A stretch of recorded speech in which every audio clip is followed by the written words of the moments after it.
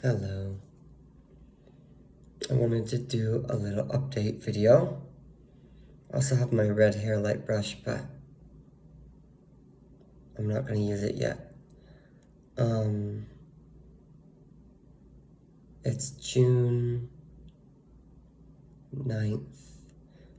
Technically it's June 10th because it's 1 a.m. My mom sent me some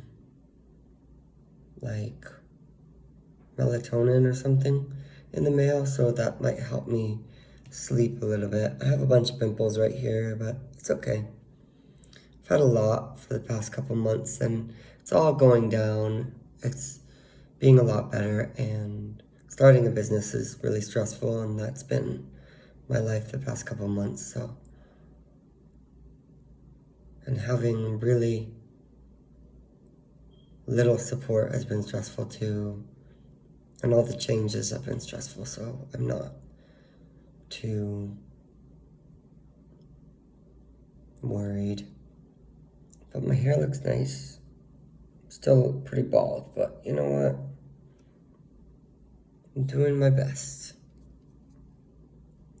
Do we use this? I don't want to use it yet. I might actually use it later when I'm reading, I don't know. I started my internship today. It went really well. And I was really happy.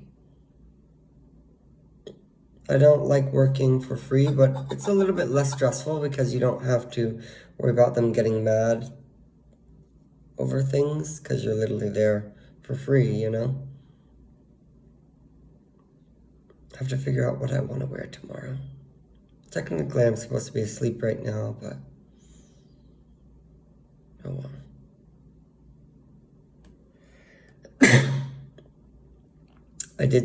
I did something that was not good at all.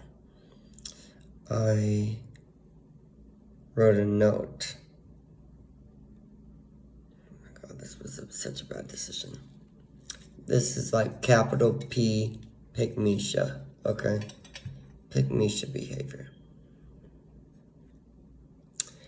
There's this guy I really like, and he can't know that I like him, okay? That's not okay. That's not allowed, okay? Because there's only room for one diva, and it's me, okay? Now, if he thinks I like him, especially before he's done the work to earn it, it's not gonna go well at all, okay? But I really like him, even though he hasn't earned it. Okay. I just like a couple things about him. Like, I'll tell you what I like. I like his character. I like his physical appearance a lot. Like, a lot. He grew a beard too, which looks really good. It looks nice. And he's tall and he's handsome. And he's like got a lot of muscles. Okay, he's not like crazy muscular, like I wouldn't judge him if he was, okay? There's nothing wrong with having a bunch of muscles, okay? But he just looks really handsome. He's really, really cool. And he's got a beautiful smile. And that's just physical. I like the way he walks. I like his character. He's very much so like, seems like a king sort of vibe. Like, I don't mean this in a weird way, because sometimes it is weird when you're talking about men who will date men, but he's quite masculine, but not in an insecure way. Because sometimes, especially in the gay community, masculine is like a weaponized thing of like, you're not good enough unless you're masculine. And I've never really liked that, or you have to be like the mask for mask stereotype of, if you don't know, that basically means gay guys who are usually tops, and oftentimes putting on this literal mask of masculinity to try to be acceptable, because being feminine and being gay is completely unacceptable. It's like internalized homophobia, basically. And it's like overcompensating and super macho, and they're not actually acting like themselves. They're just trying to be all, yeah, bro. It's weird. And I think it's created from culturally wanting to be accepted. And the only acceptable way to be as a man is masculine. And if you're authentic, which is often what they're not being, or feminine, if you are more feminine, that's unacceptable. And that's a very toxic thing, just to educate you. But when I say he's very masculine, that's not what I'm talking about. Like, he seems like a guy that would take initiative. He seems like a guy that's likes to be in charge, and not in a controlling way, but just in a like masculine way, energetically. It's really interesting and cool. But that's just a little bit of that. He's very respectful. But he's also kind of confident too. And he's got a great smile. I know it's not all about looks. But let me tell you the best part. Okay, this is what I found out. First of all, he likes working out, which is really cool, because I do too. But the best part is he has lightsabers, and he has like weapons, and he has a claymore, okay? And I know that's kind of like, I don't know, some people might think that's not cool, but I think it's cool, okay? That honestly is one of the coolest things, I think. Because when he first told me that, I was like, I don't know, it just made me be like, I want to see, and that sounds wrong. I want to see your claymore, that does not sound, that sounds like an innuendo. I want to see your claymore. I want to see your lightsaber. No, I'm not talking about what's in his pants. I literally want to see the lightsaber and the claymore. That sounds so cool. I want to hold it in my hands. I want to swing it around. I want to see how heavy it is. That all sounds like an innuendo, but I'm not talking about his penis. I'm talking about his literal claymore he has, okay? It sounds cool. I've never met a guy with that, and I love fantasy stuff, and I've never, like, gotten to hold something like that. And so, and the fact that he has stuff like that is really cool. And he likes stuff like that too. And the fact that he's very secure too. That's so different. It's very strange too. Cause I literally know, I know a lot of, I'll just say queer men, bisexual, pansexual, even trans men and gay men that are very insecure. And that's hot. That's really hot that he's secure, seemingly. I can't believe it, really. But there's been parts of me that are like, I don't know.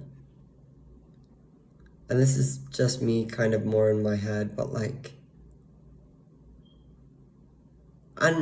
why do I do this? I'm like gaslighting myself into thinking I'm not good enough. Why? Probably because of the last guy I dated, who just would tell me that over and over. I let that affect my subconscious, I think. And he wouldn't tell me that verbally, okay? Nathaniel, if you're watching this video, you didn't tell me that verbally. It was with actions. And part of that was my own fault because I didn't make him earn the right to be with me. And so he didn't really respect me. And that brings me to the big violation that I did today.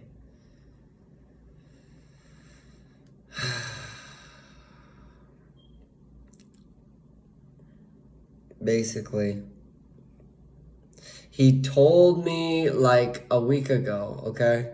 He told me like a week ago, he basically said, I didn't tell anyone about my birthday because I don't care about being celebrated. And it just sounded so pitiful. It sounded so pitiful. Like I didn't tell anyone about my birthday because I don't care about being celebrated. And it was almost like no one cares, or I don't really have a lot of people and I don't really need it, you know?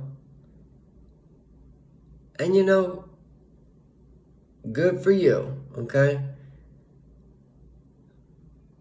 But I've said stuff like that before. And underneath, like, I did want to be celebrated. And I did want to feel seen and important. And he said, why would I celebrate the day my parents smashed? And I was like, they didn't smash the day you were born. They smashed 9 months prior. And I said my parents smashed around Halloween, and he said spooky. And then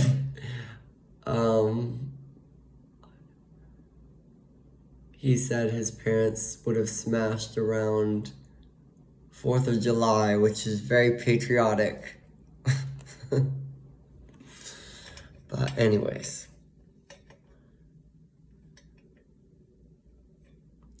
I wrote a little note. And the reason this is pickmesha behavior is because he hasn't done anything to earn it. Besides, well, he did give me a little finger heart, okay? He gave me a finger heart like this, and I didn't give it back. Why? He hasn't even given me $1, okay? He hasn't even spent $1 on me, okay? He's got to earn it. I want cold, hard cash, okay? And if it's not cash, it's got to be acts of physical, tangible evidence. Like, it's got to be something real, something I can touch or see. Like, you built me a bookshelf. You did something in my life to make it easier. You did an action. You know, it's got to be like that, like physical. If he wants to show up like a man, you know? And he hasn't done anything like that, which is not good for what I'm doing, you know? And I basically wrote him a note, and it said, what did it say?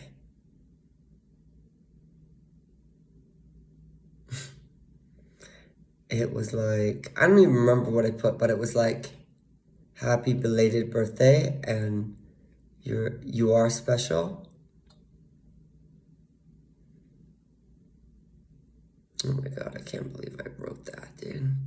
See, it would be different if he spent like $250 on me, okay? If he spent $250, you best to believe he'd earn that note. Okay?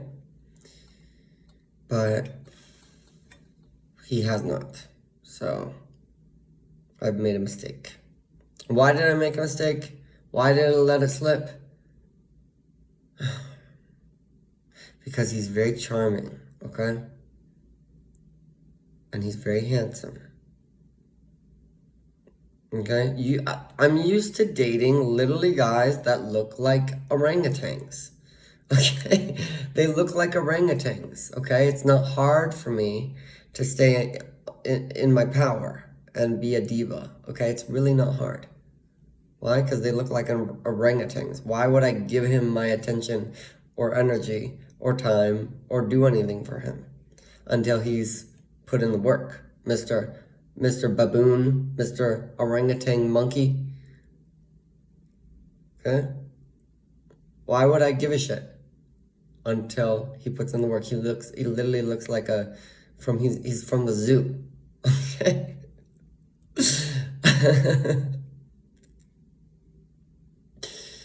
And so I guess it's just this guy he looks different. And also his character is different too. Like other guys would try to earn the right to be with me, and they look ugly, and they usually are kind of a little bit ugly on the inside, but if they put in the work, I'd give them a chance. And if they're willing to put in the work. But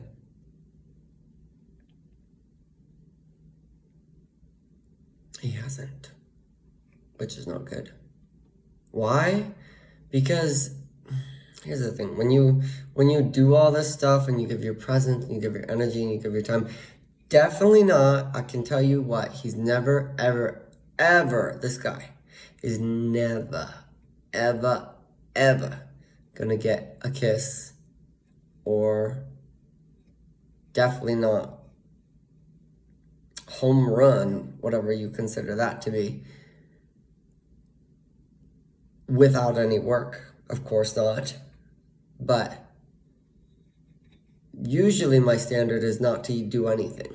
Like not even to write letters or anything like that, or give gifts at all if they haven't done the work. That's usually how I treat men.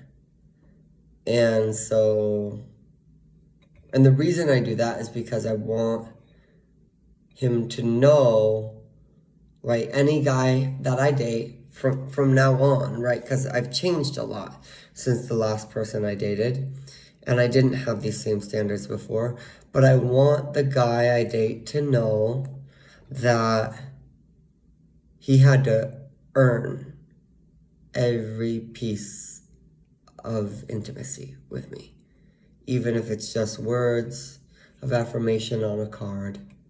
He had to earn it. So that way he knows what my standard is. And he knows that if any other guy wants me and, wants to have me as their boyfriend or get in my pants or whatever, they would have to put in the same amount of fucking work that he has. And so the evidence and the work that he has put in is the security of our relationship, right? Because I've dated a lot of men that don't feel secure in dating me because I'm beautiful, because I have beautiful energy, because I'm lovely and talented and hopeful and positive and nice and all that, but I didn't know my worth.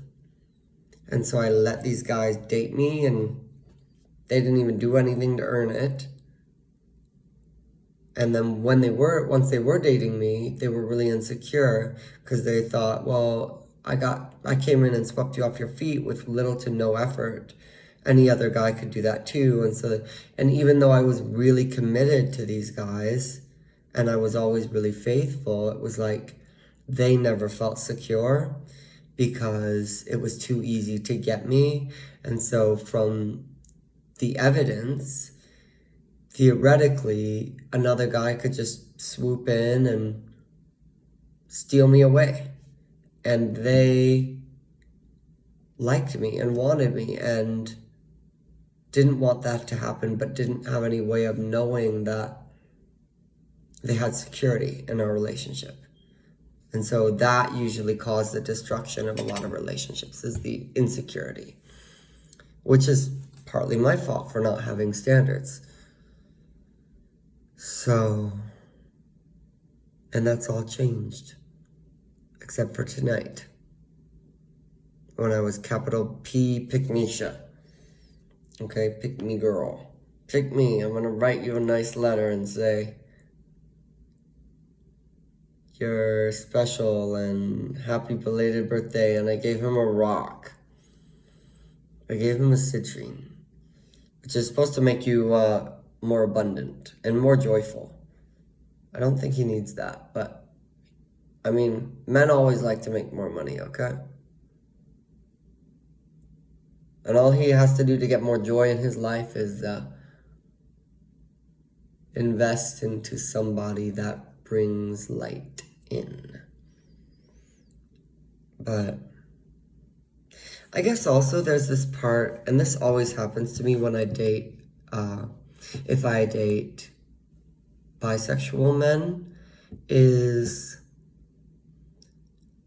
and I know guys aren't always like, this isn't the be-all, end-all, and this isn't what matters most, but I always feel like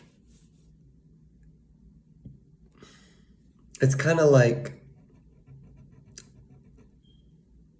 there's something I can never give him, which is a man dating a woman. You know, I'm not a woman. And bisexual guys like to date women too. And I don't really know that experience of like what it's like with the differences, but what I do know is a lot of times bisexual people are attracted to people, not necessarily what their gender is, as well as sometimes dating guys can be a different experience than dating girls. And it can be more liberating to have it, switch it up, basically, where, I don't want to make any generalized stereotypes, but sometimes men can be kind of, how do I say this nicely? Like promiscuous, and yet when you date men, especially as a man, it's very gay. You're suddenly very, very queer. Versus if you're dating women, it's much more straight.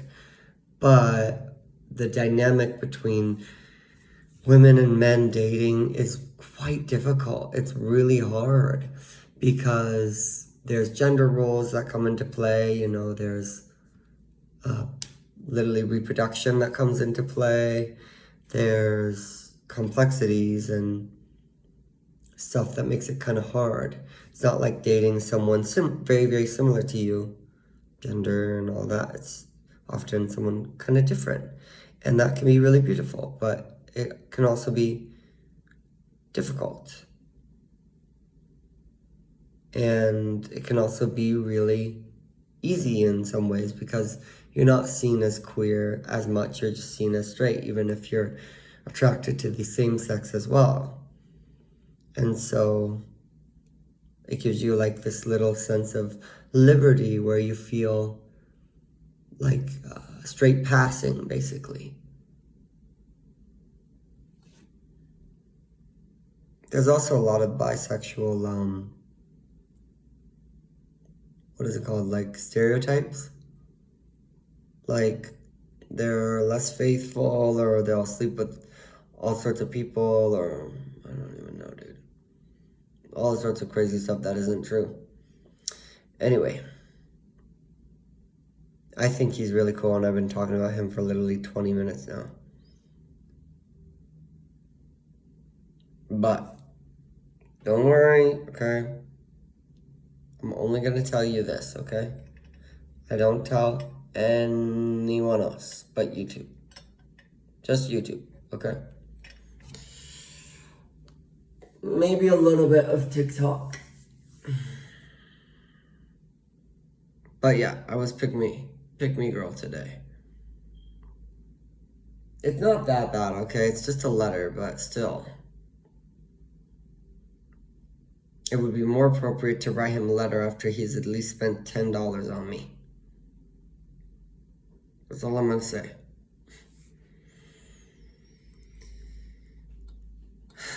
So, my internship finishes at the end of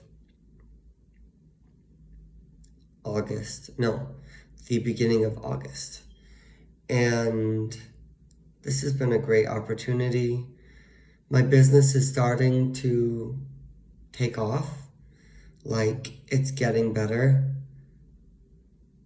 It's extremely stressful in the beginning, but now it's getting easier. It's getting better. I don't feel so terrified anymore. And I'm fucking proud of myself. I'm really fucking proud of myself. Like, I made $250 this weekend working one big ass job. And that's more money than I've ever made in a day. I know my dad says don't tell people how much you make, but it does matter to me, and I do want to share that with you. My dad says not to share how much I make because then people will ask me to pay for everything. Girl. I ain't gonna be paying. Divas don't pay. Okay? But because of that money, and not only that, it doesn't stop there. Like, I'm doing 2 more jobs this week. I'm getting another 200. My paychecks used to be $400. And I'm making that in a little less than a week, you know?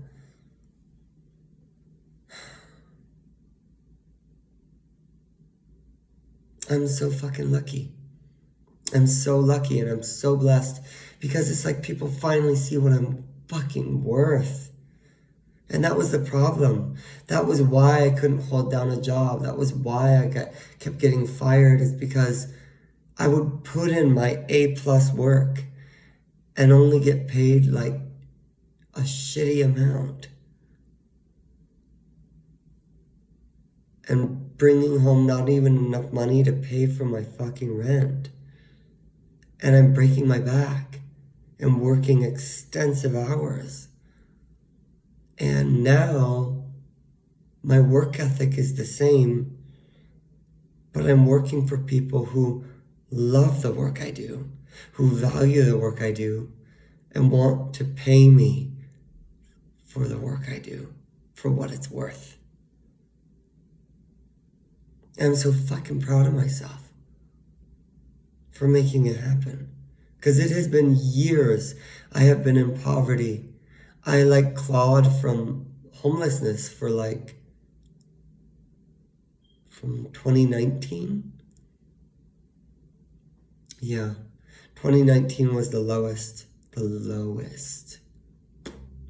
I want to say I lived in 6 different locations in that year, 2019. 1, 2, 3, 4, 5, 6 locations. And then I moved with my mom in COVID. But of those 6 locations, there were periods of living in my car in between. There was one moment where I house sat for a woman for free.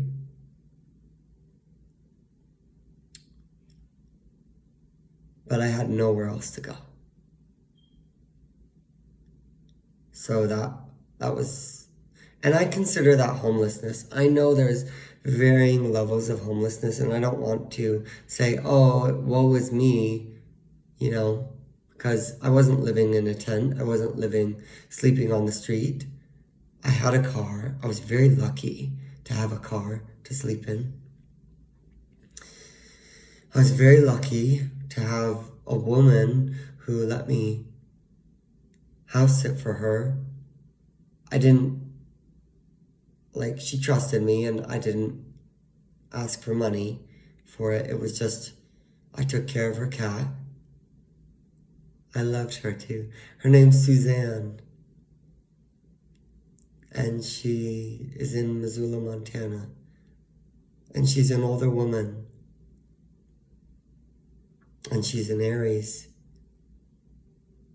I've always been able to make friends with older women really easily. Really easily. Like effortlessly, really. All women. Except for 17 to 23-year-old women. Every other woman, every other age demographic I can make friends with. The young adult women are usually I don't know, they're fucked up. I don't know what's wrong with them, but they usually struggle. I think a lot of people struggle to make friends with that age group of girls. But I've clawed my way here, and it's been really hard. I have literally wanted to give up on life many, many times, but I didn't. I kept going. And now, my business is coming off the ground. And it's my freedom, it's my liberation. If I were to stay in New Mexico, I honestly think I could build it to making $1,000 a week, which is more money than I have ever made in my life. It's almost more money than my mom makes when she started her job as a library director. It's more money than my mom made a lot when I was a little kid growing up. And, I'd probably start scaling my business, and it wouldn't stop there. I could make more and more. And I'm a good person too. I want to lead with love and positivity, not fear. And that's a recipe for success, especially when you have a story of resiliency and a story of experiencing rock bottom many times. I'm more familiar with rock bottom than I am feeling safe, feeling like my needs are met. I'm really familiar.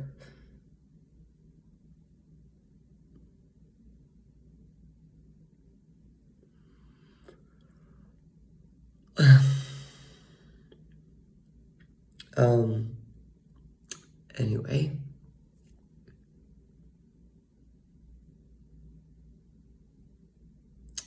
What scares me is the idea that I know that I have to move back to Washington. No one's forcing me to. There's not some agenda. But I dropped out of college in 2019. I told people it was because of COVID, but it was because of sexual harassment from a predatory, grooming director of the dance department at Western Washington University, who destroyed and ruined my life and manipulated everyone and traumatized me so much.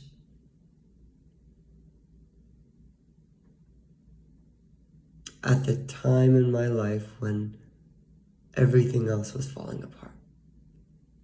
It's like betrayal trauma, you know. And then I was assaulted, and my parents were divorcing, and my grandma died, she was and is the most important person in my family to me, was. And everything just collapsed, and I wanted to just quit living. And I was on track, like, I was a beautiful dancer, I was working my ass off, I was literally building the life that I wanted, and it all came crumbling down. And I moved to New Mexico because I was afraid to go back there, because the creep was still there. And I chose to live here, get an associate's, get a certificate in fitness, exercise science, and finally try to heal. I did do a lot of healing in Oregon after living in Montana. Living with my mom, I did a lot of healing, a lot of therapy. But I want to, for my own spirit, finish what I started 10 years ago. 10 years ago, I started trying to get my college degree. And I want to finish that because I was so close. And it's so in a line, like I was taking such a risk to major in dance. You know, what are you going to do with that? What are you going to do with that? Why are you studying something useless like dance? I heard that every day. But I had so much fucking belief in myself. And I knew within every ounce of my being that it was the right thing. And I just know that I want to go back to it. And more than that, like, I want to close that chapter and heal.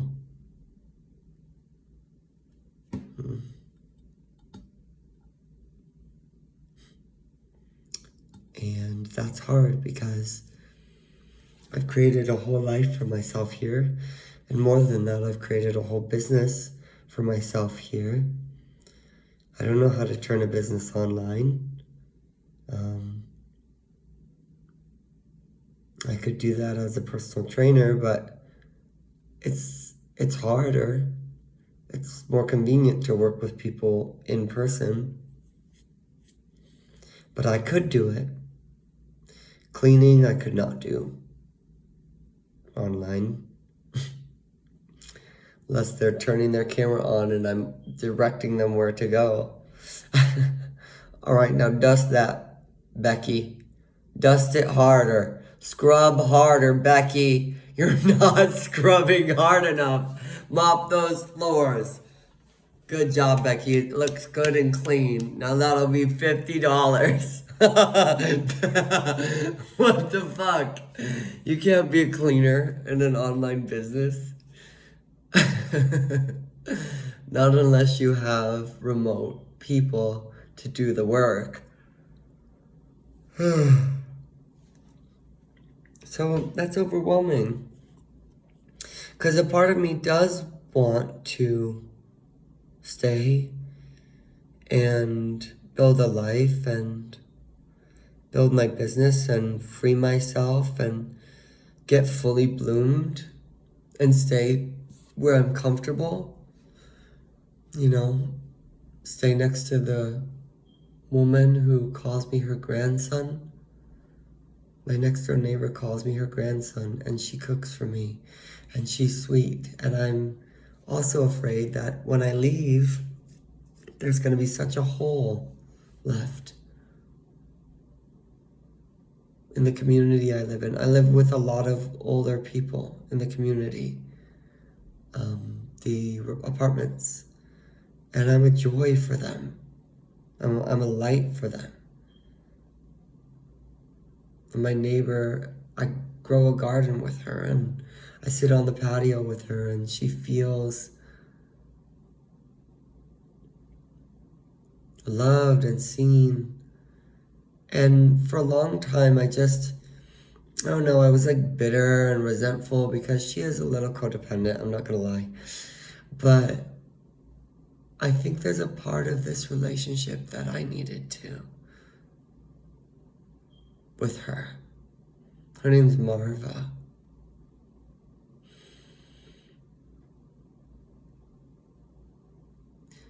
And I do feel like I needed her, even though I thought I didn't and I denied it. And, I just bitched and bitched and bitched about things that were tough or hard. But she's been such a blessing. Like, I couldn't even afford food, and she would cook for me. And she would make me cookies, and she'd garden with me, and she'd go on drives with me. And it was kind of like healing, because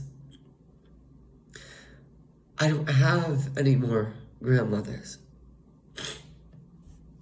And it was so divine.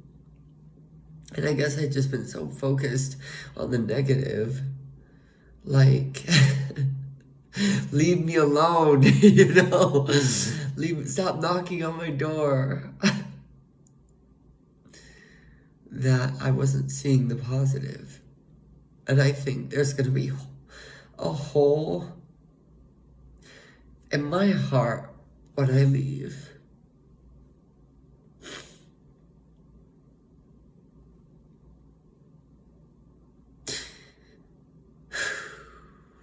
And I just forgotten about that. And I honestly just feel like it's never going to be the same when I leave. Like, to live next to your grandmother who bakes you cookies and makes you food and gardens with you and sits on the patio with you and drinks wine with you. And you clean her house. She's the reason I started as a cleaner, because she needed help when I moved, and I just did it for free. But she was the one that kind of inspired me to start my business. And, I've vented to her. She's been with me through the toxic guys that I've dated.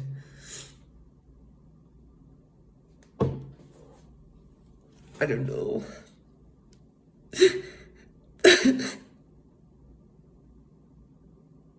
And I guess it's also just like,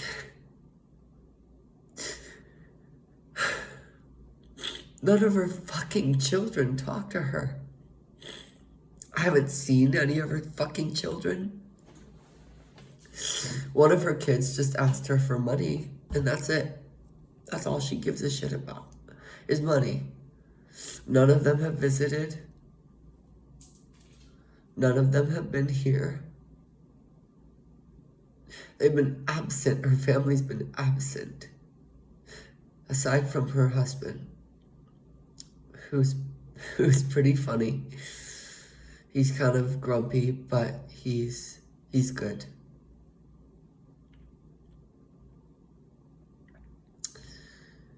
And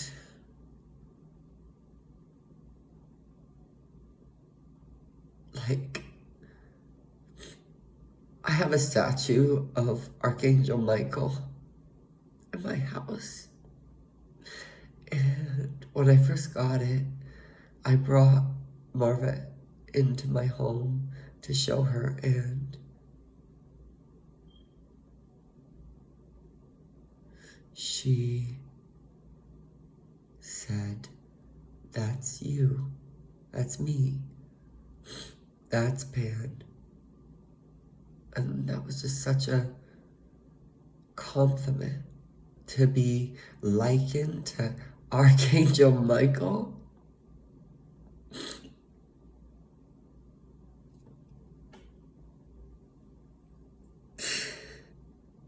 But I don't know, I guess I could just,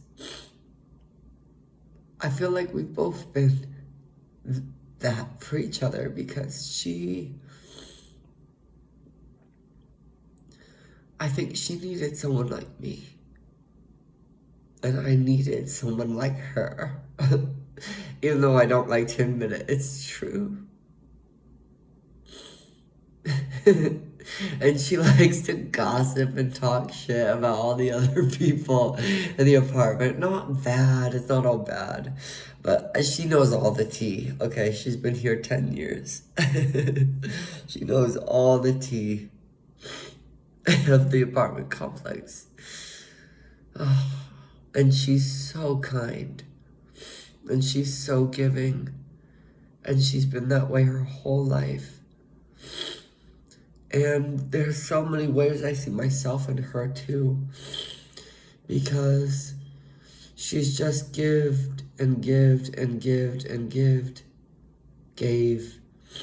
her whole life just to be loving and kind. And the world has just taken and beaten and taken. And left her alone and abandoned and broken and hurt. Apathetic.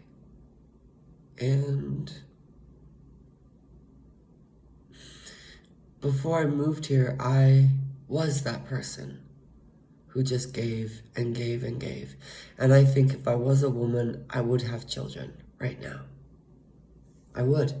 Because of, and I wouldn't have any husband or man in my life being a man.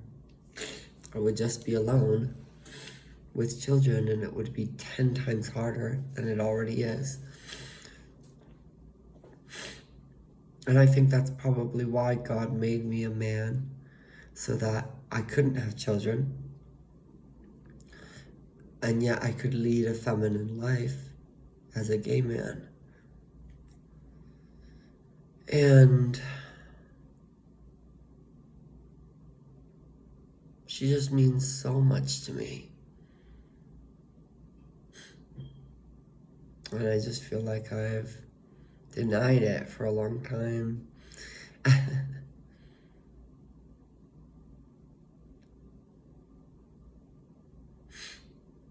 And I'm not gonna euphemize, she does have her wounds. And I have mine, and I'm not responsible for her healing or her wounds. I'm responsible for mine. But she's just been such a godsend.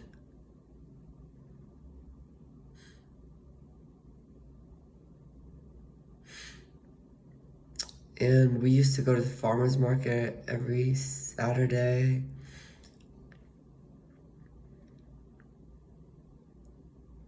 And I remember sitting on the patio for Halloween. I could have done so many things for Halloween, but I wanted to spend time with her. And I had a Pikachu outfit, and she had a biker outfit. And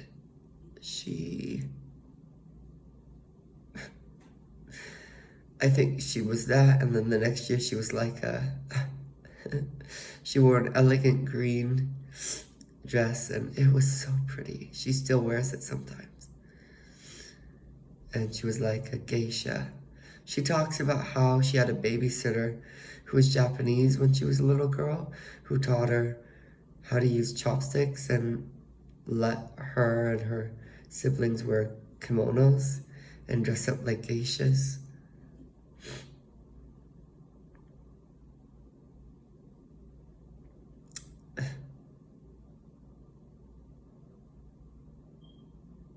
But I found out her last name yesterday, and I guess it's just kind of like, I know I have to move. And I didn't want to tell her, and I thought I didn't want to tell her because I didn't want to break her heart, because then I don't want to have to deal with that, But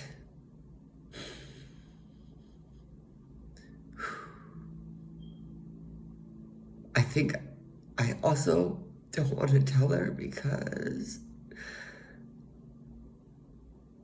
I don't know if I'm ready. But I have to. I have to go back and finish what I started in Washington. And I know once I leave New Mexico, I'm never coming back. I'm never coming back. Never to live. Ever. I lived here. It was great. But I'm on to bigger and better things. Probably Washington. I've thought maybe Europe, maybe LA after. But I don't know. There's a scene in it's Legend of Zelda Wind Waker, which my brother and I used to play as little kids. It was our first Zelda game because we were too little for Ocarina of Time and too little for Majora's Mask and all that. But Wind Waker came out, Legend of Zelda, and there's a scene when Link first leaves his home and he's sailing away on a boat. And he's going out into the world to embark on his journey. And he looks behind and it's like his grandma is waving. And she looks so cute. And it's sad a little bit.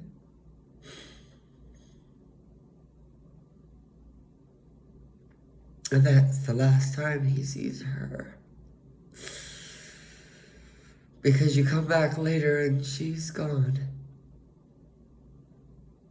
And I just feel like that's what this is too. I know I can visit. I know that, okay? And I probably will try. It's hard to visit when you're struggling with money, so I'm hoping. The mess of moving costs so much money. The mess of, rebuilding a business after moving is hard.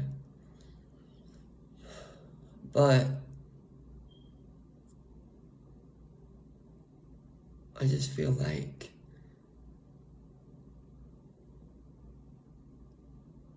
it will be difficult to come back. And I know for sure that I'll be gone and all of my stuff will be gone. And I have a patio with so many beautiful plants and that'll all be gone. And I don't know. It's like I think about her coming out onto the patio and there just being this fucking hole where I used to live and be.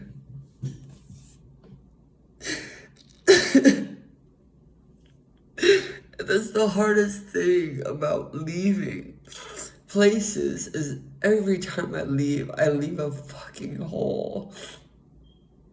And that's one of the things that I've learned about why I haven't ended my life.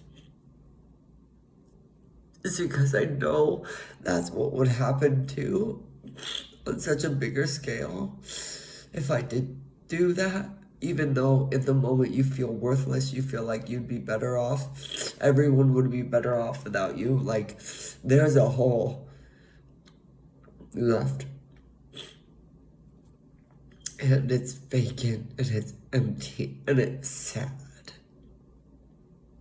And I know this because I've left a lot of people in my life because I needed to move and transition to the next thing. And people are always heartbroken.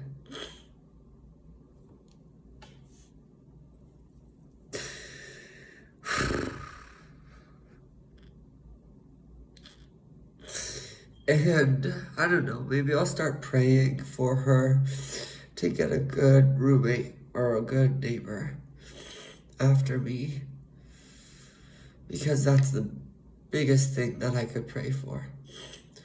But I really don't think there's anybody that can compare to me. Not for her. Not for her. Not someone as kind, not someone who takes time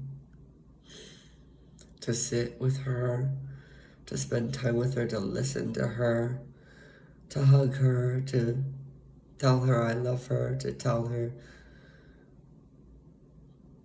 you know, to be her grandson that she always wanted, but has such messed up family that they don't give a crap enough to be.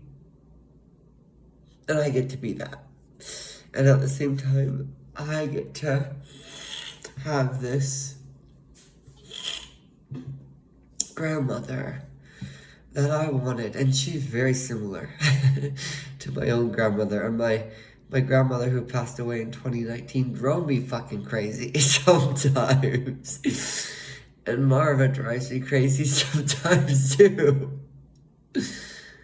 And at the beginning of this year, we saw Wicked together. I wanted to talk about this a lot.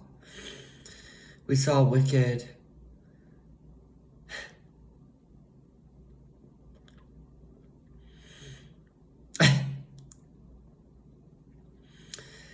And it's just so important that this musical falls at this time, because she loves to wear green. And she's 73 years old. She loves to wear green.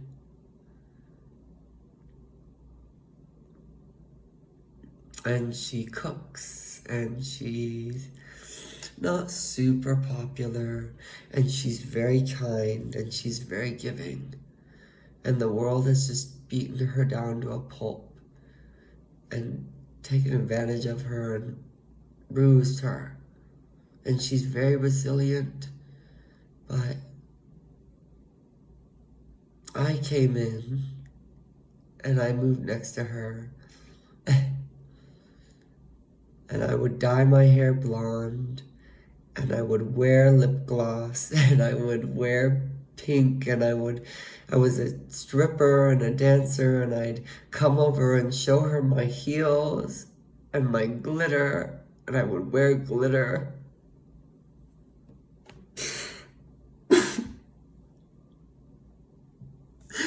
And I would sing in my apartment, and I would dance in my apartment. And I didn't give a crap about anyone. I would sing at all hours of the day.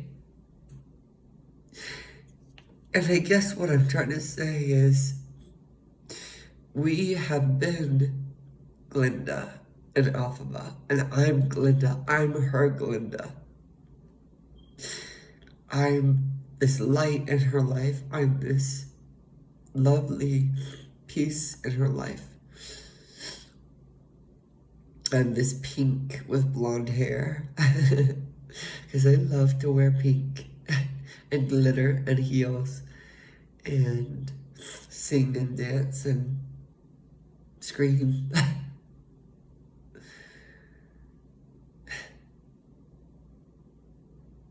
And she was always very realistic and very intelligent. And, she has her introverted hobbies. And we've become best friends. Just a young man and a 73-year-old woman. We've become best friends. And when we saw Wicked together, I just remember holding her hand through so much of it. And I just remember, like, all of the different scenes. In particular, the first one, like, with Alphaba and Glinda, where it's like, loathing, unadulterated loathing for your face, your voice, your clothing. She giggled so much at that because that was how it was when I first moved in. It's like, I can't stand this kid, this young boy who's my new neighbor. He's, singing music at the top of his lungs. He's clinking and dancing around his apartment. He's,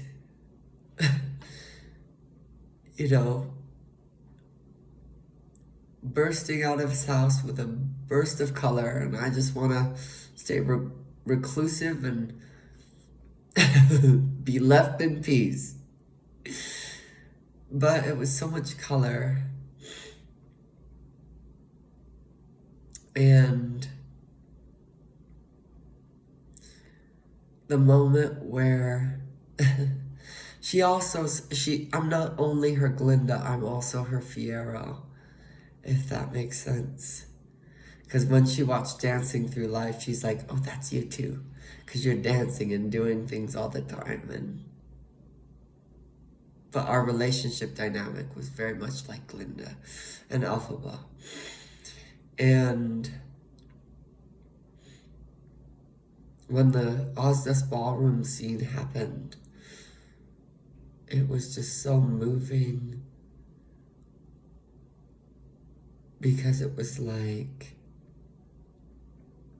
the courage of Glinda to decide to be with someone who's maybe not cool or not popular or not whatever. That's what makes Glinda different from Regina George. That's what makes Glinda different from that archetype. Is that courage and that goodness, really, in that moment. Which I don't think is just about her own ulterior motives and, oh, she gave me something, so I'm going to give her something. I don't think it is. I think Glinda's more complicated than that. And all the screaming and not the crazy screaming, but just like the quirky character is so silly and funny and similar to how I am. I would just like dance on a patio and she'd giggle at me. And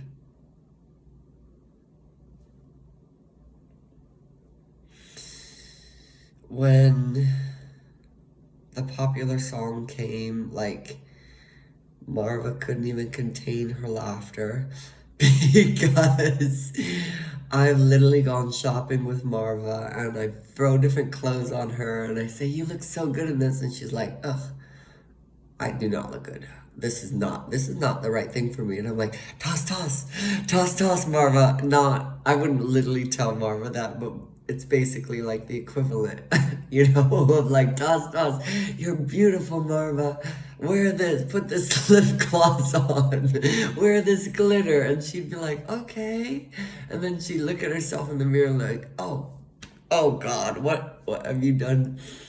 But there's the moment at the end of Popular where she puts the flower in Alphaba's hair and she says, you're beautiful. And Alphaba sees herself, and I feel like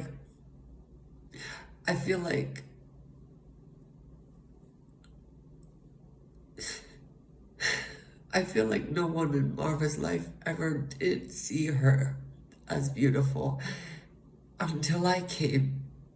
Like, men thought she was attractive, and were attracted to her, but nobody really saw her as beautiful until I came, because I do think she's beautiful. And, I've gotten her lip gloss before, and we've done all sorts of cute things, and I've helped her pick out what to wear for when we go out sometimes, and, she's so doubtful about how she looks, and she thinks she's ugly, and I would just help her see the beauty that I feel like I could see. And that moment was just so beautiful, because we've had that moment at the end of Popular, and she also cried during I'm Not That Girl, because,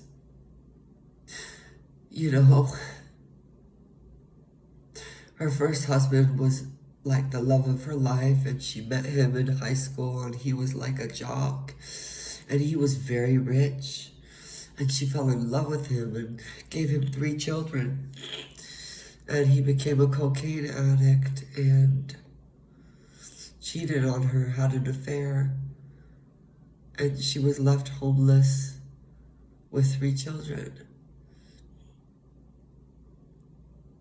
And I think that song is just so touching, because it is just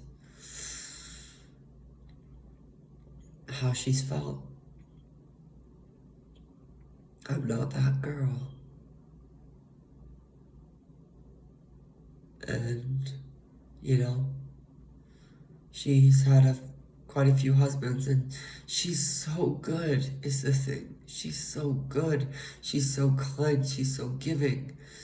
And not even the men, and that's just how fucking men are,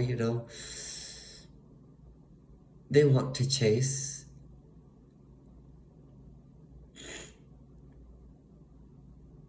And you have to realize that as a woman, or else you end up this way where you get your heart broken and just get taken advantage of, and all of this. You have to understand that men want to chase, and if you aren't sitting in the throne of energetic power, they're just gonna keep fucking breaking your heart if you don't set your boundaries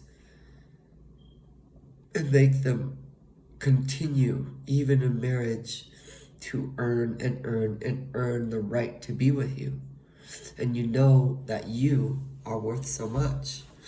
They'll just fucking break your heart, because that's how they're fucking programmed. It sucks, but it's true. And the best relationships are women who do understand how it works, and aren't in la la land about how men operate, and stay in the power of energy, of their own energy. But when you're kind and you're loving, you have a good heart, like, it's so easy to have that happen to you, and to be dismissed and discarded, and you're not that girl, and to get replaced by someone, pink and blonde and different. And I think it was vastly important that Marva and me, I was a young gay man, and she was who she is. I think our demographic is extremely important to our connection. But I was such a Glinda, especially when Glinda's like a little drama queen and Popular. She's like, this is you.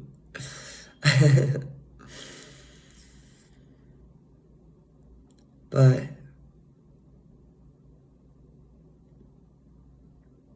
Oh, Defying Gravity was so, so beautiful and powerful to watch with her too.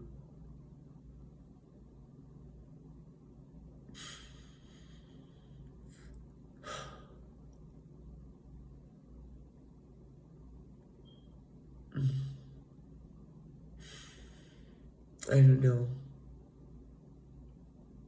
Because that's what I want for her, you know?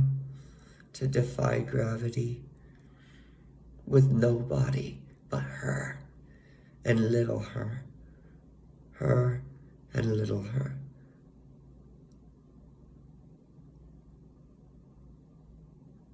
I think that scene changes everything for Glinda. I think that's why in the poster, it's the final version of Glinda reaching towards defying gravity Alphaba. It's the best version of each of them. Not to say Alphaba is, doesn't come back to defying gravity Alphaba, but she does get kind of warped from the pain and the trauma in the second act. And Glinda does not start out at all as Glinda the Good. She becomes it through the entire act, the entire show.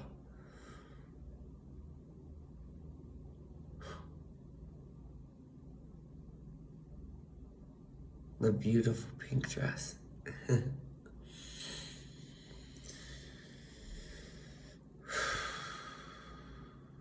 I didn't think I would go down such a big road talking about Marva. She's been so important to me. I'll have to tell her that I need to move, but it's gonna be hard.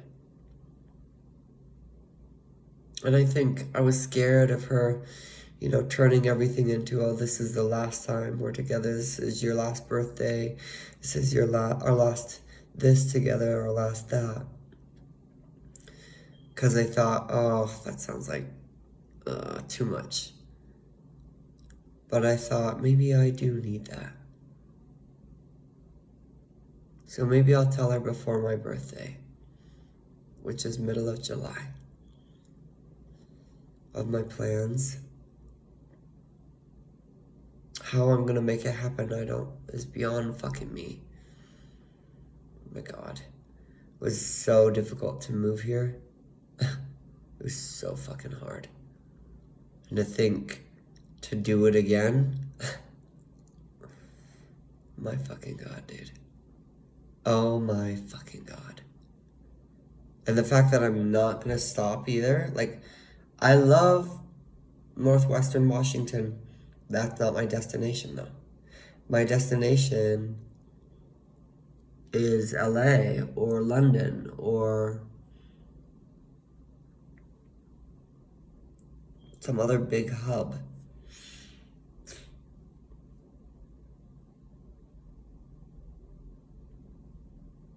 And so there's gonna be a couple moves. Holy shit. I'm also so glad I make videos like this, because I want to remember everything. I want to remember the way it felt and every piece along the way. I really do.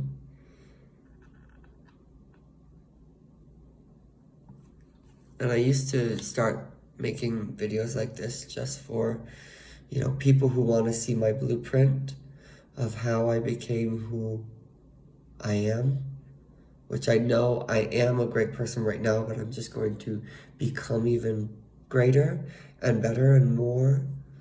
And I think people that have experienced immense darkness and hopelessness and pain feel like there's no way out and they have no role models. And I want to be that fucking role model. And I'm never going to lie about my age either, because I want people to know. Like, I'm almost 30. I'm almost 30. I turn 30 next year.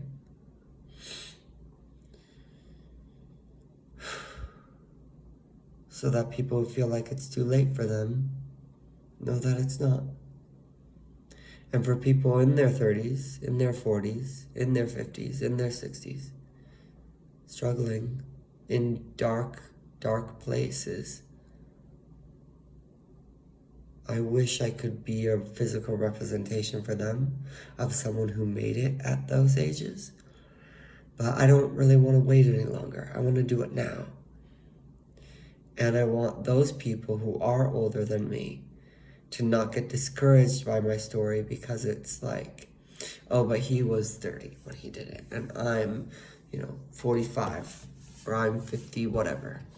And I can't make it because I'm not 30 years old like he was. I want to remind those people that I've risen from the ashes because I was raised by a woman who decided to change her entire fucking life for her.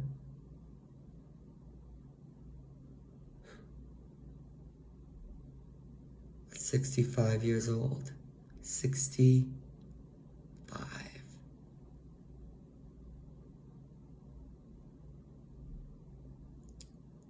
Yeah. I think it was actually 64 or 63. My mom decided to change her life, and she wanted to start living for her. In her 60s, when most women would settle and give up, say, this is it. This is the man that I'm stuck with. This is the life that I'm stuck with. It's shitty. It's miserable. I don't like it. I'm unhappy. But I can't change it because I'm 60. She said, that's not me. That's not my fucking story. And so she fought. She fucking fought and lost everything. People ask me why I sided with my mom during the divorce. And my dad is very positive, so it's very easy to side with him. It was very easy to vilify my mom with what happened. But I sided with her because she had no one but me. And she needed someone. And I was always that little boy for her. I've told this story before, but there's a moment where she was driving us home, and I was little, like in a car seat. And my brother and my dad had already passed out. They were passed out and asleep. And I stayed up all night watching her in the car seat. And she would look in the rearview mirror and just see me watching her. And it was like, I'm not going anywhere, Mom. And I feel like we've been that for each other. And people don't always understand why I go by Pan. I tell them my mom's a librarian and it was a children's book nickname. And that's partially true, but the real reason I go by Pan is because she called me that for a few years before everything fell apart. Because I didn't want to grow up when I was a little boy. And I would cry and cry because I didn't want to grow up. And I was very whimsical, and I was very free-spirited and creative and sensitive as a little kid. So it was just the perfect little nickname she created. And in 2019, when I lost everything,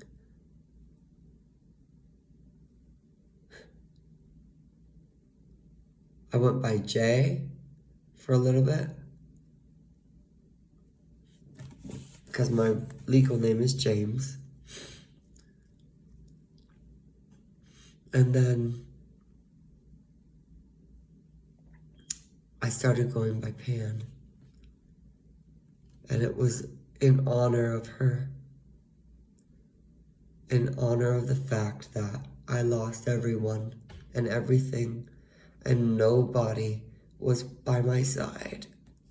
And Jane Ellen Innes was the only one. And I'm gonna be completely honest with you. If you are a mother, never underestimate the influence you have.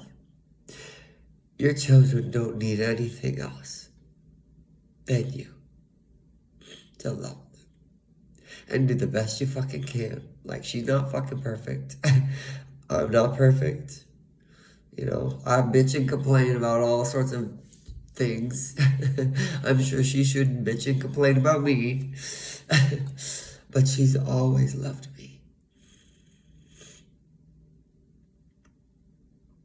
And we've always had that relationship of, I'm staying up. If you're driving, I'm with you. If you keep going, then I'm here with you.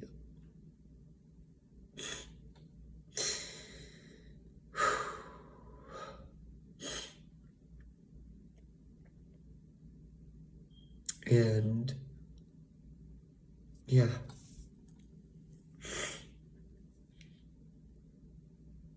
She was always there.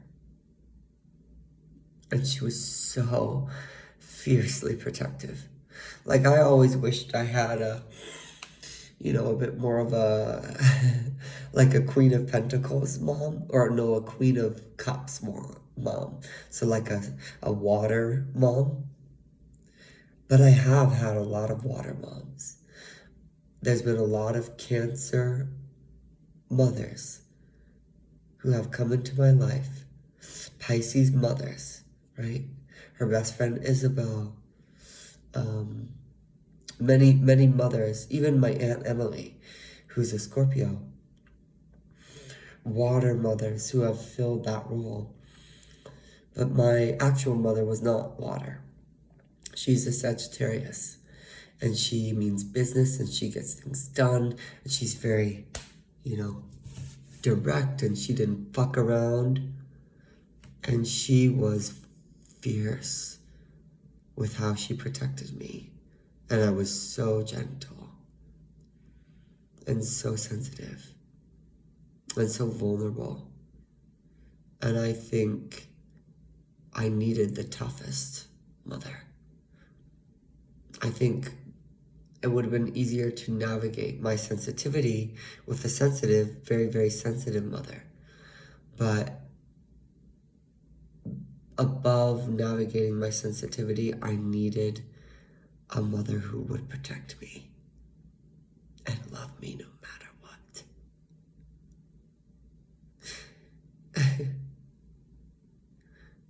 And that was her. And she is why I go by Pan. Because I've said this before, but Lupe Beck is my best friend and has been since I was 12 and will always be until the end of my life. Guadalupe. But Lupe has been special because she's been a through line that has no obligation to be a through line. She's actually the reason I didn't end my life at one point, because I was this close, and I thought about her in that very moment. Was literally like this close to making it happen.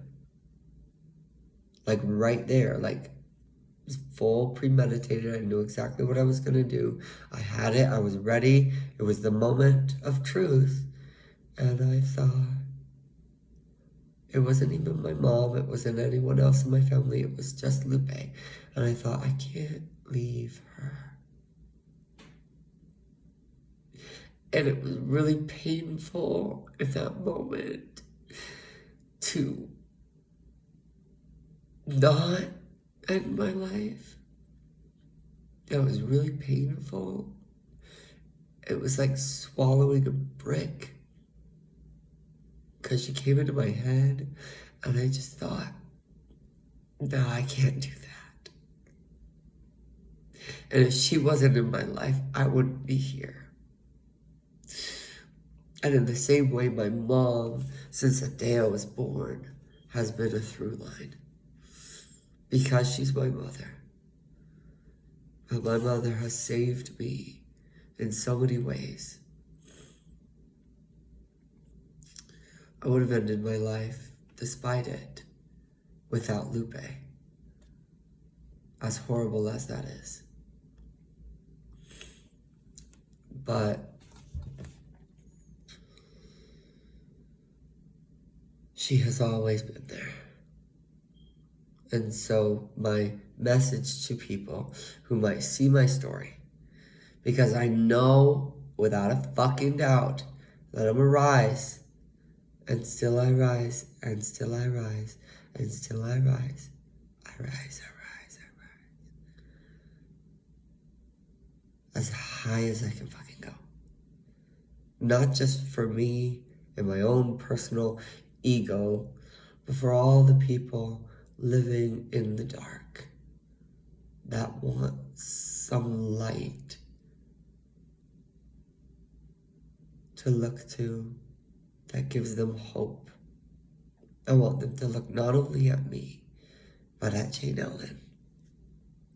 Because the truth is, when I reach incredible levels, multi-million-dollar status and immense amount of success and all of this recognition, I want people to see not only how I rose over 30 years old, rising in this way and healing in this way, but I want older women especially to see that this is because my rising, yes, it's been work that I've done.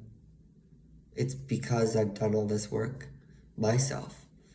But my rising would not have ever fucking happened if I wasn't raised by a woman who chose to rise at 63, 64, and on, and continue to face hardship and rise.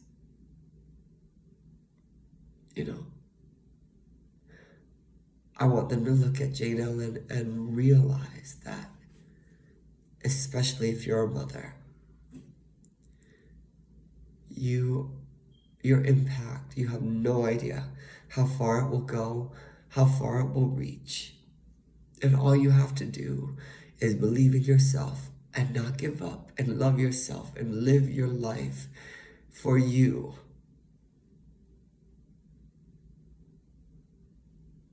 And be good, too.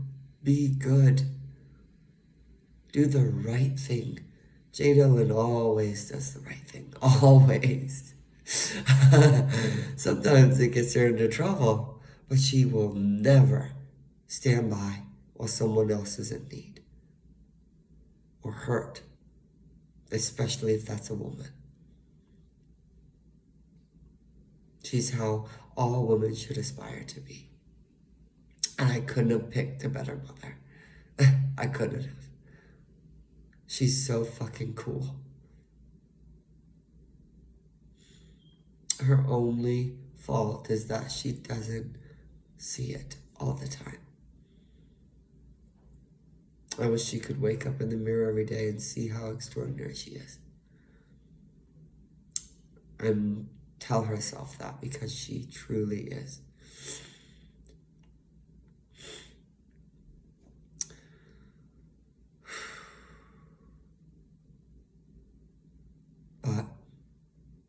that's my update. I was expecting to talk for only a little bit of time, but we talked a little bit about the boy. Am I gonna name drop him? Should I name drop him? Okay. His name's Logan. His name's Logan. And he's very handsome. And has a nice smile. It has lightsabers and a claymore. Okay? And he's very chivalrous with a good character. And he's tall. And he's muscular. And he's handsome. And he's got a nice beard. But we are not going to be pickmesha anymore, okay? No more letters. That's as much as I'm going to do. I'm going to pull back now. I'm going to pull back. Redact. And Marva. I was thinking I was going to move in November, but I think I might have to move in December. And it's 1:31 on my clock right now, which is the number of my apartment. That's significant to me because the number means death and rebirth to me. Because 13 is death and 1 is rebirth. Like a sprig blossoming out of the ground. And we've grown so many little sprigs, me and Marva. But I think I'm gonna have to not move until December because I have to see Wicked with her. Because I have been changed for the better by being her friend.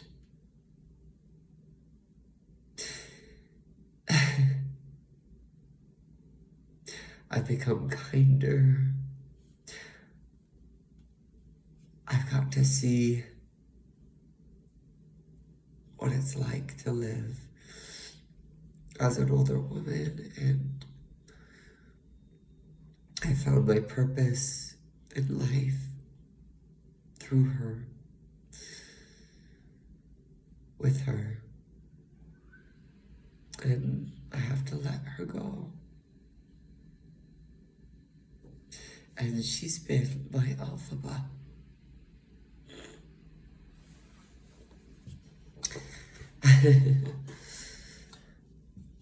I think Lupe is my Glinda.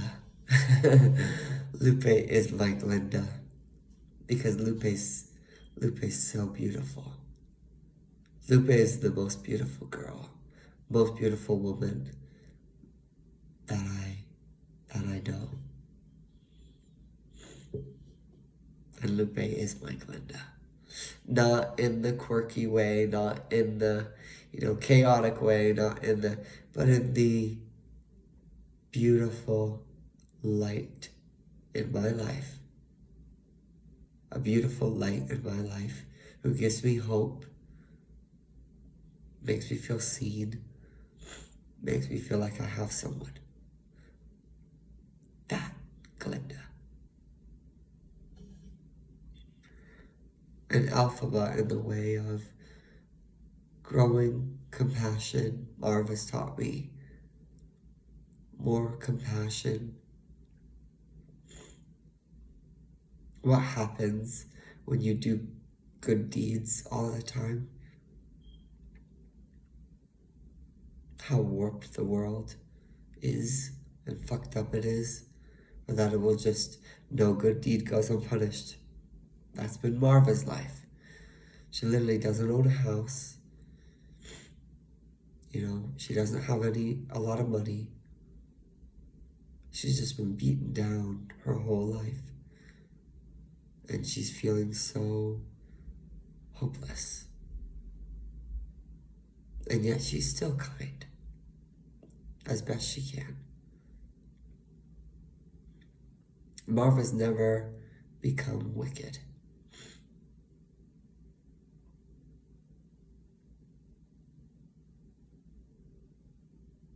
and she's broadened my compassion. Like Alphaba. And I'm going to see the musical with both of these women. My Glinda and my Alphaba.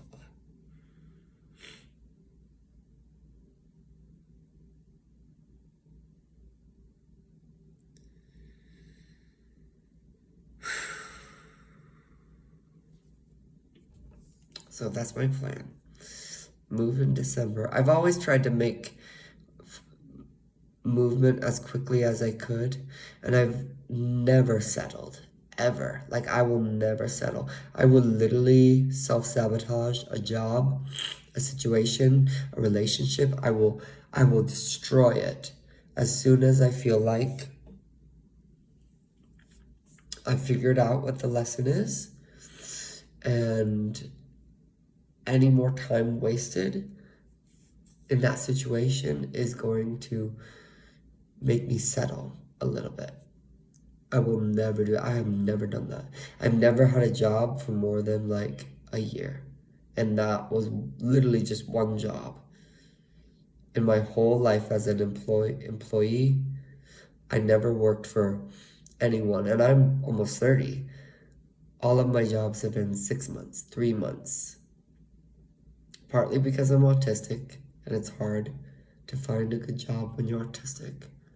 But I've never worked for more than like on average like 6 months at a job, 5 months, and then I quit, or I get fired, or I move on. And I don't like to delay, I don't like to wait, I like to move quickly, move fast and break things. And the one job I did stay at for a year was as a barista, but that's because that was quite a fun job, actually. But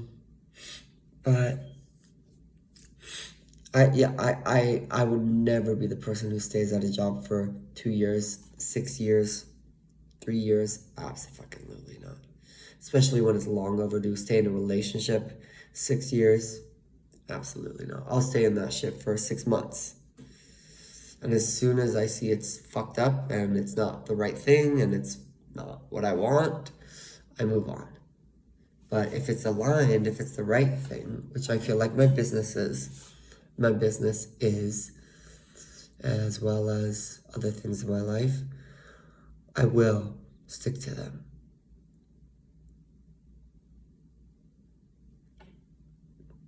But I'm going to move in December to move to Washington. I'm going to finish what I started. I'm going to leave Marva. I'm going to leave the whole life I built for myself over 3 years in New Mexico. Literally built my way up to feeling comfortable and safe enough to tell my story on the internet, to sing on the internet, to dance on the internet. And now I'm moving and leaving it all. I'm not going to fixate too much on the next steps, but I know I'll move quickly. Once I get to Bellingham, I want to close every chapter that I need to and want to close. That probably includes Heather Dudenbossel, because I love her. She's one of the musical theater faculty as well as voice teachers, and I need to work with her again. She is the best. She's the best. And Pam Kuntz, my dance instructor, and all of the dance instructors I worked with. Yeah. I need to close every chapter. Won't that be exciting? How long will that take? Could take maybe a year, maybe 2. Not very long. And then the universe will tell me where to go. And the door will be fucking open. And it's gonna be fucking crazy. Because nothing is holding me back after that. Could be LA. Could be abroad. I'm definitely more of an LA girly than an East Coast.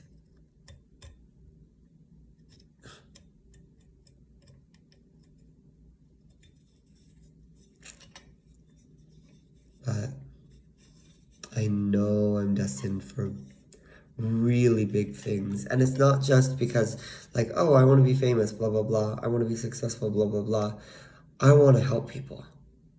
I want an impact. I want my story and my resilience and every fucking dark and painful human emotion that I've experienced and lived through and rock bottom I've been at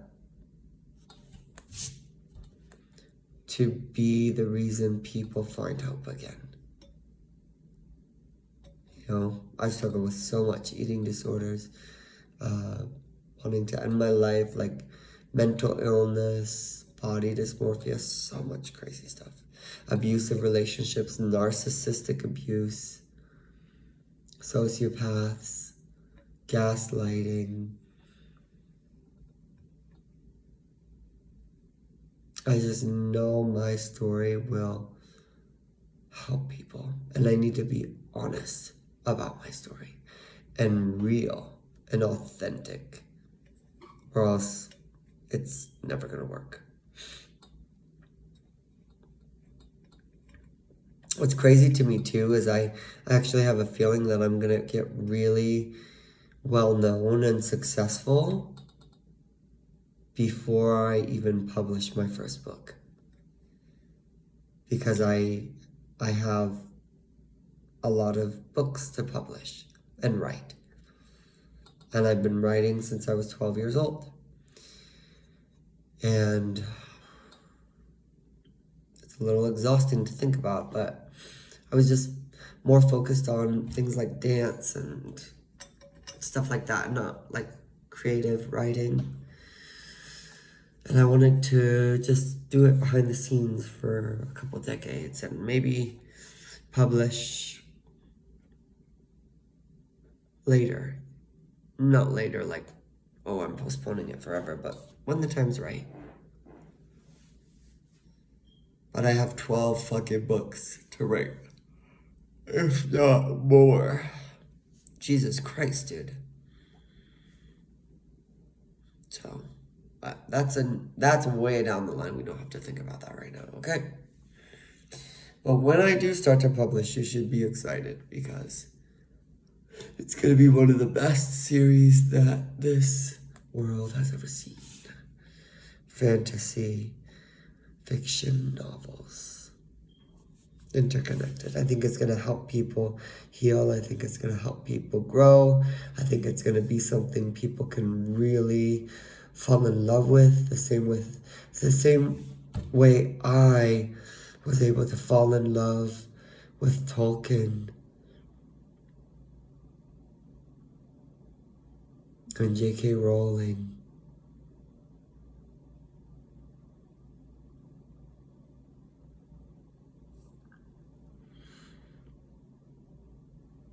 I feel and want people to feel that with my stories. And that's a fucking tall order. That's a tall order. That's a really fucking tall order. Those are big names in literature, fantasy literature. Those are some of the biggest.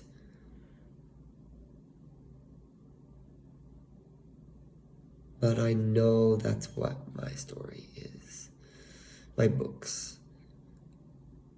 And I might also be writing my own biographies or whatever, I don't know. Like nonfiction shit. But definitely the fantasy. That's imperative.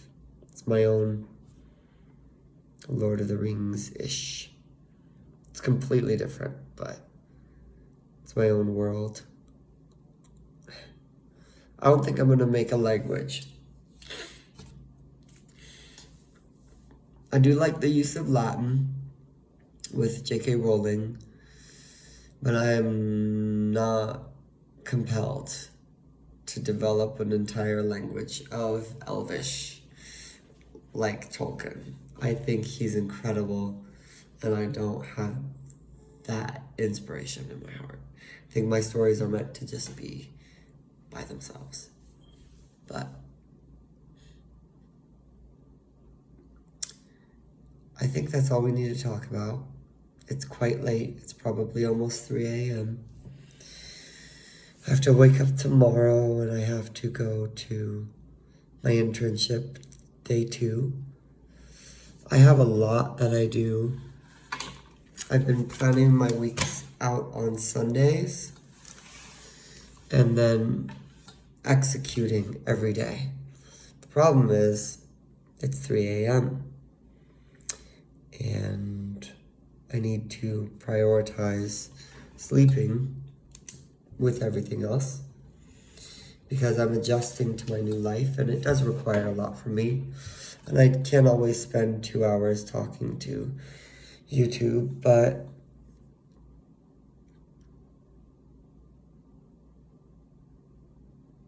I wanted to today. You want to see what's on the calendar for tomorrow? I'm going to do red light before I go to bed. And I'll do some prayer as well.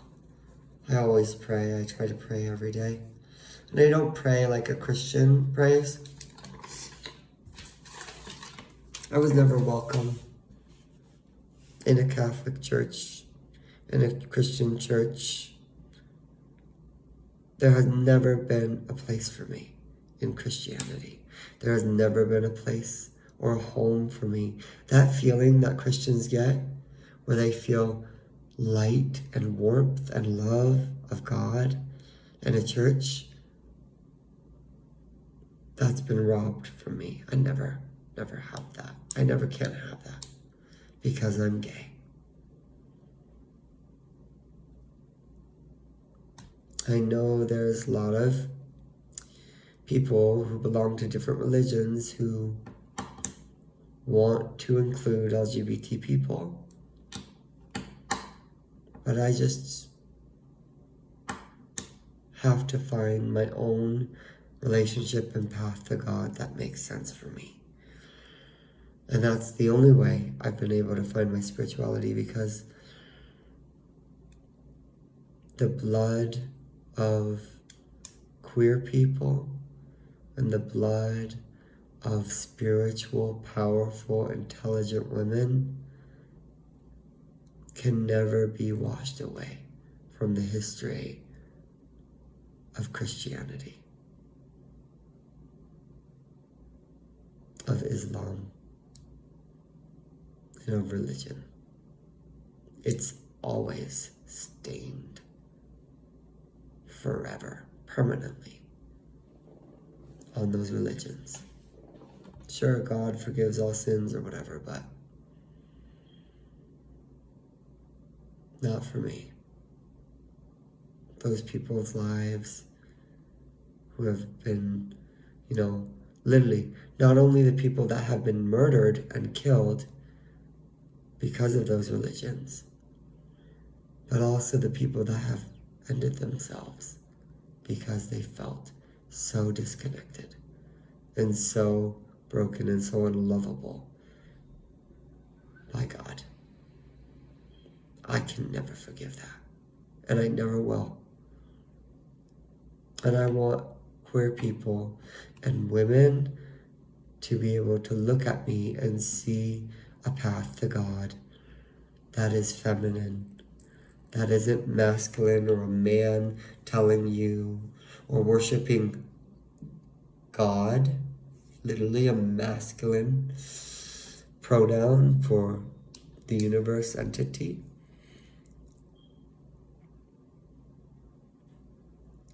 But that your path to God can be from the inside out. That's my motto that was my first ballet teacher, Ida, her motto for her dance studio. Dance from the inside out, which is the most feminine way to be. Tomorrow, I'm cleaning my toilets. I'm doing dishes. I'm going to the fucking internship. I need to buy some sage. I need to upload a Skyrim fucking episode. I've recorded it. I might do minimal editing because I literally haven't done any editing yet. And that's not good because it's due tomorrow. My Skyrim episode I publish on Tuesdays. So I do exfoliation stuff on Tuesdays. I'm doing an arm workout. I'm going to sing again. I'm going to post to every platform again. I might do some spell work and an offering because it is a full moon. But that's all for tomorrow. Thanks for watching. Thanks for listening to me. Thanks for spending time with me. Thanks for listening to my story. Thanks for believing in me if you're here. Because a lot of people don't believe in something until they see it. Right? They'll believe it when they see it. So they'll believe that I'm extraordinary when they can see the evidence of that. They'll believe I'm successful when they can see the evidence of that. They'll believe that I am 1 in a million when they can see the evidence of that. And I don't have a lot of tangible physical evidence in my life right now. But I believe that I'm 1 in a million. I believe that I'm successful. I believe that I'm beautiful, that I'm extraordinary. And so that's what makes me see it. Even if no one else can. I can see it in my mind's eye. It's just a matter of putting the work in to get there. And so for everyone I have 82, I think, subscribers, which is so cool. It's so cool. Because I had 5 subscribers on YouTube when I didn't even have 5 friends in life. And 80 people is a lot of fucking people.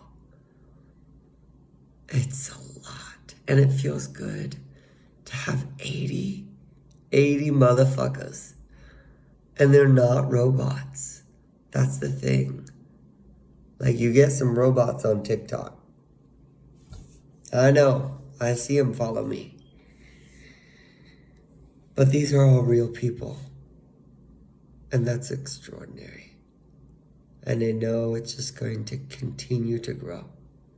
If I continue to do my best to be the best version of myself, to improve every day, and to always do my best to do the right thing. And to not attach to how people perceive me. Because some people will think I'm evil, like Alphaba. And some people will think I'm saintly, like Glinda. But that's not really the point of the story, is it? The point of Wicked is to allow other people to mold you into the kindest, best version of yourself.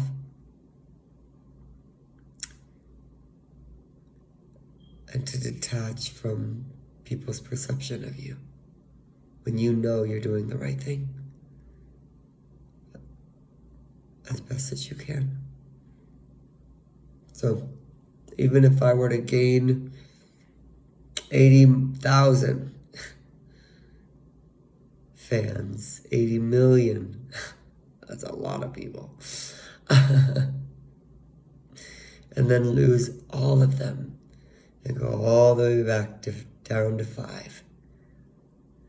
I think that's why it's so special. Like, it seems really like it would be such a challenge to become so infamous and so unpopular that I come down to 5 subscribers again, or 5 followers, or 1.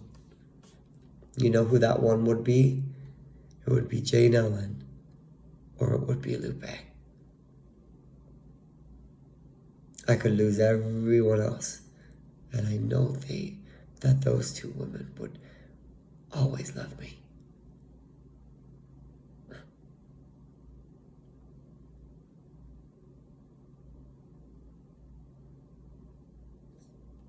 We all deserve a friend like her. We all deserve a mom like Jane Ellen, and a friend like Lupe.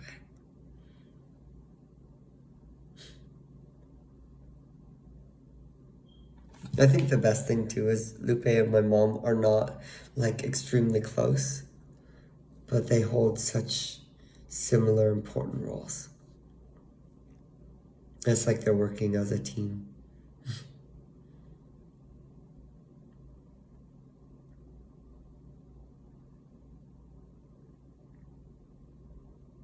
But I could get 80 million and then get so infamous and so bad and do something so cancel culture. I'll be canceled.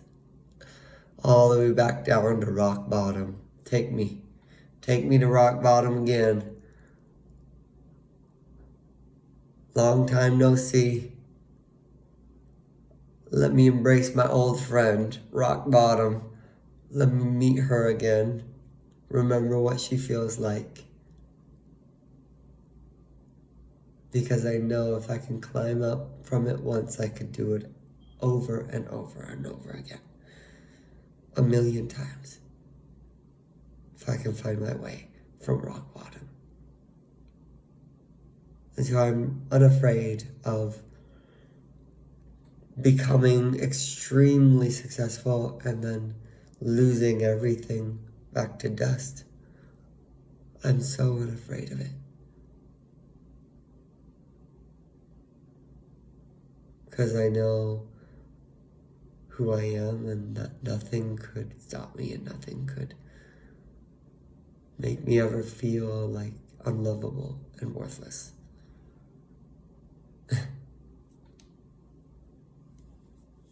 That's all I have for you, okay? I need to get going. I'm going to drink a little bit of chocolate milk, use my red light. I'm going to knock the fuck out, and I'm going to go to bed. And we're going to keep executing. That's the name of the game. Work. You better work. If you want your dreams to come true, you better work, okay? I remember there was a little anecdote where Tracy, oh no, I'm going to be in trouble for saying that, Trixie Mattel, did like the RuPaul song. She did a performance of the RuPaul song, You Better Work. And it starts off with, once upon a time, there was a little black girl. And then she comes out and she's white as fuck and she's got a blonde wig on. It's like, little black girl? And it's that song, You Better Work. It's so cute. Anyway, I love you so much. I love you so much. And you know, whether you're in the dark, you're in the light, whether you're a millionaire or homeless on the street, know that I fucking love you so much. And I want you to continue to be the best version of yourself and strive for it. Follow the highest excitement in your soul each moment to the best of your ability without any expectation of what the outcome will be from following that. And you will never go wrong.